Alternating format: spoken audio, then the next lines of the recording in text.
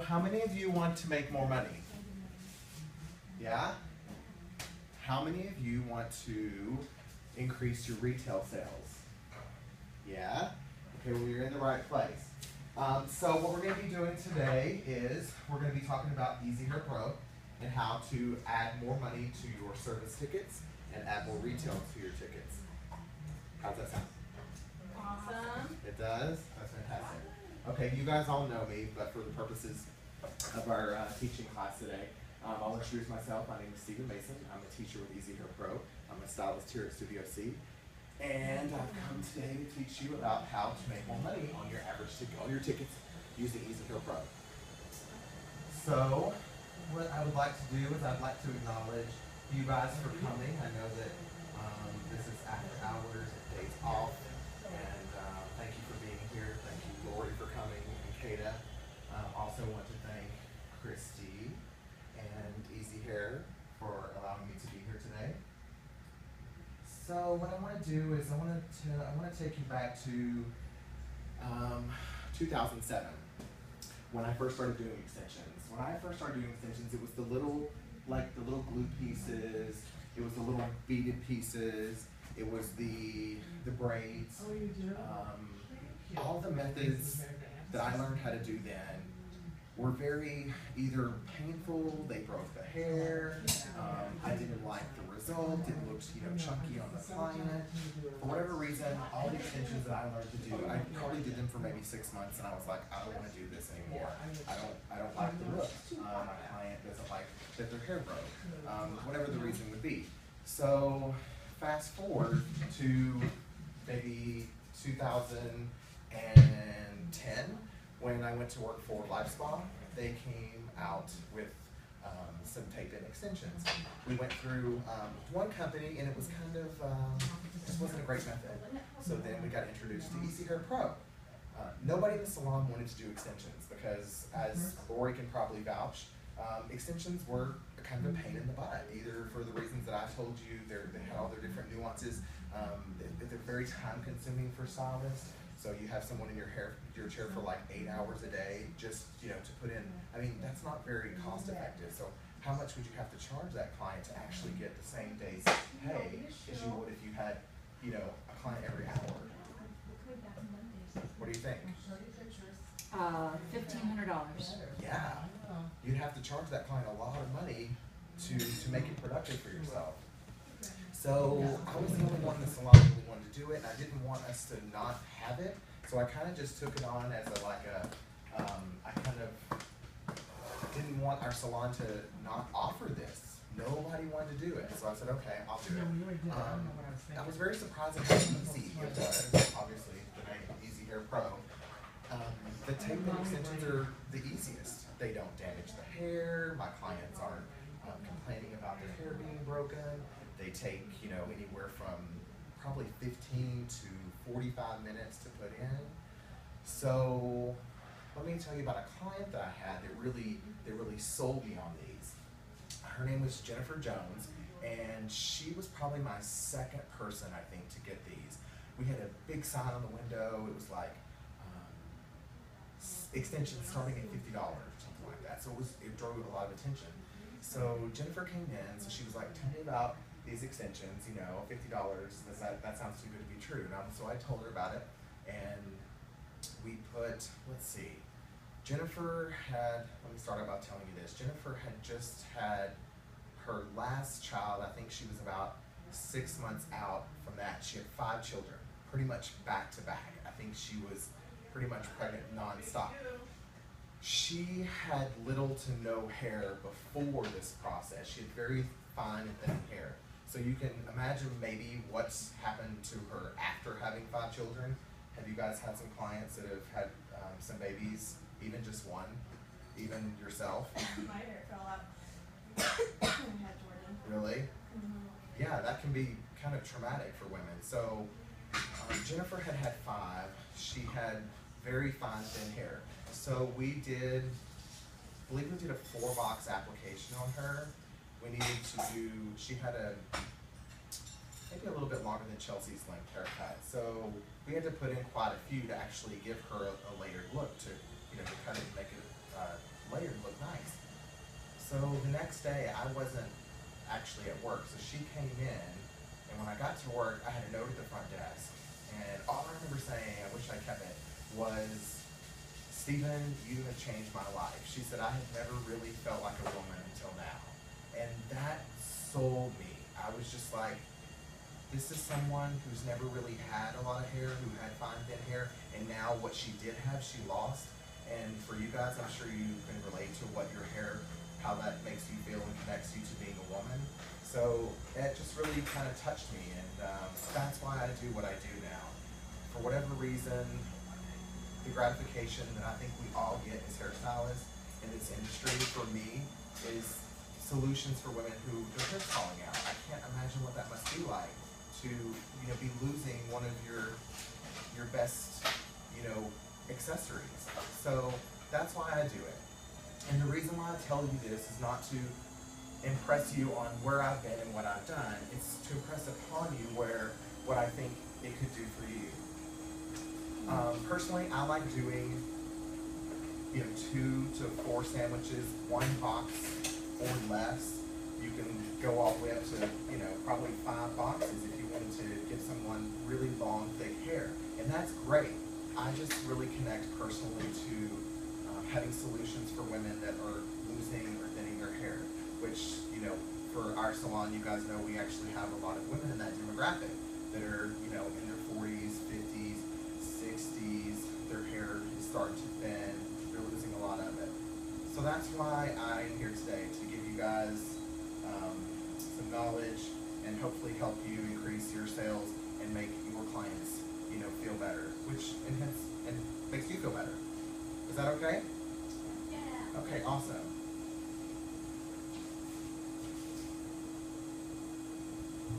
So let's just go through a few things.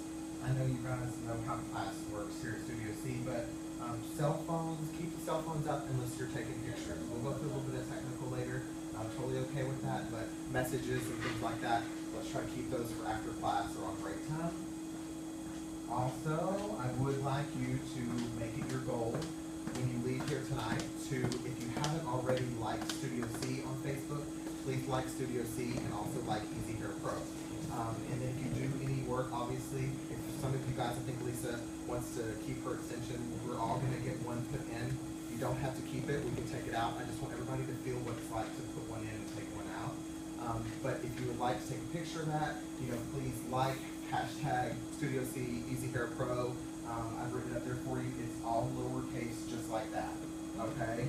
Just like Studio C. You know how we have the lowercase s? It's always the same for them.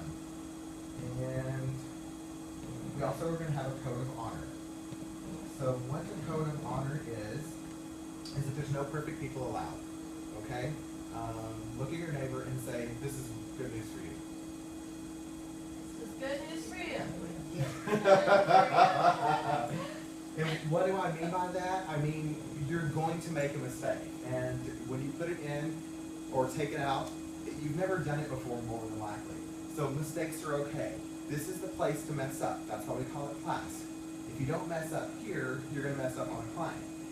Then they're going to be falling and slipping out of her hair, and you're going to have issues. She's going to be coming in. She's going to want, people want money back and things like that. So I want you to mess up here. I want you to ask all the questions that you can ask here.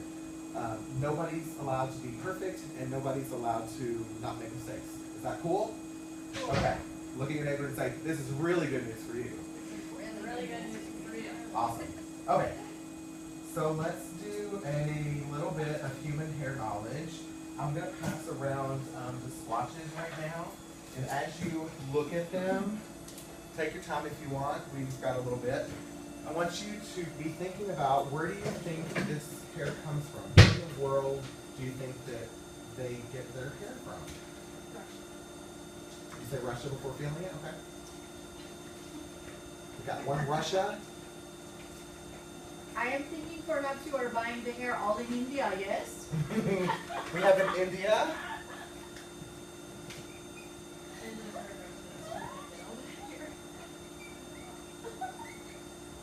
I can't do a Russian accent. It's Russian. You can try. It'll be fun for us. Maybe it comes from Mexico.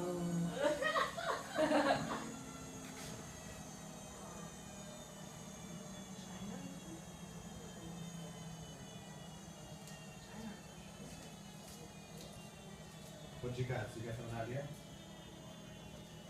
Eastern European. Give me Euro blend? just give me anything. Yeah, We I have was a Euro gonna say that blend. might be a blend, I don't know. But We have, darker we hair have was a two little for we have coarser. two for blend. Alpaca. Or just you already had a guess. But thank She you. just likes doing her accents. No, they used to get the hair from, a lot of it from alpacas. Oh really? Oh, like the animal? Like Yeah. oh okay. Is there a She hasn't felt it. That's not alpaca hair. Did everybody get to answer? Yeah. Very nice cuticle. Oh, I like this one over here. Texture is medium to coarse. Hi, gang. Good night. Good night.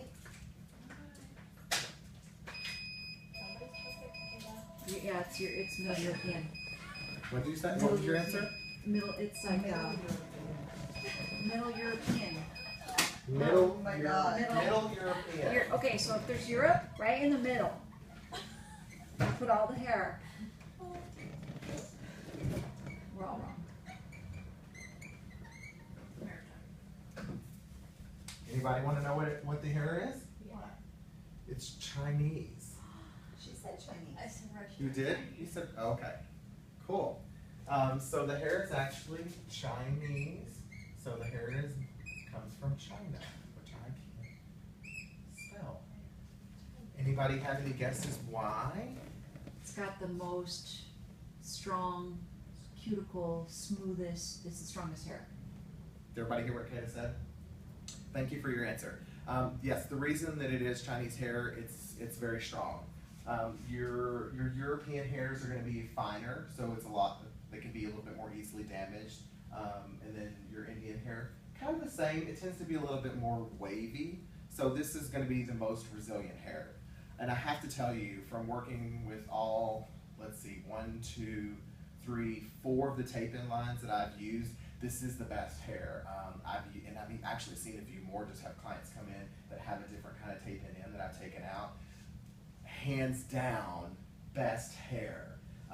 You can ask, Katie, I think she used this after we went with one brand and then decided not to use this, and then getting the hair, I remember the reaction on her face was like, oh my God, the hair is so nice. This hair is really nice. The only thing that I will give you is it's straight. It's not offered in curly. So for those clients that have really, really curly hair, you might want to discuss those options with them, okay? If it's somebody that maybe curls their hair every day, that would probably be fine, but I would just definitely keep that in mind. So there's 29 colors. There's dual blends and there's tri-blends.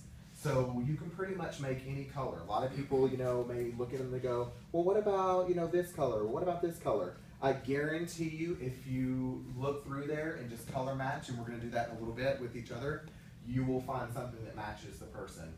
Especially with all the dual blends and the tri-blends, which means you have your single tones, and then you have some of them that have 1, 2, and 3 of the other colors mixed in with them. So with those, you can also layer those. So you can take a blonde level 8, and you can put that right on top of a level 5 if you have somebody who has a dark base with highlights. Does that make sense? So you should be able to make whatever colors you need, okay?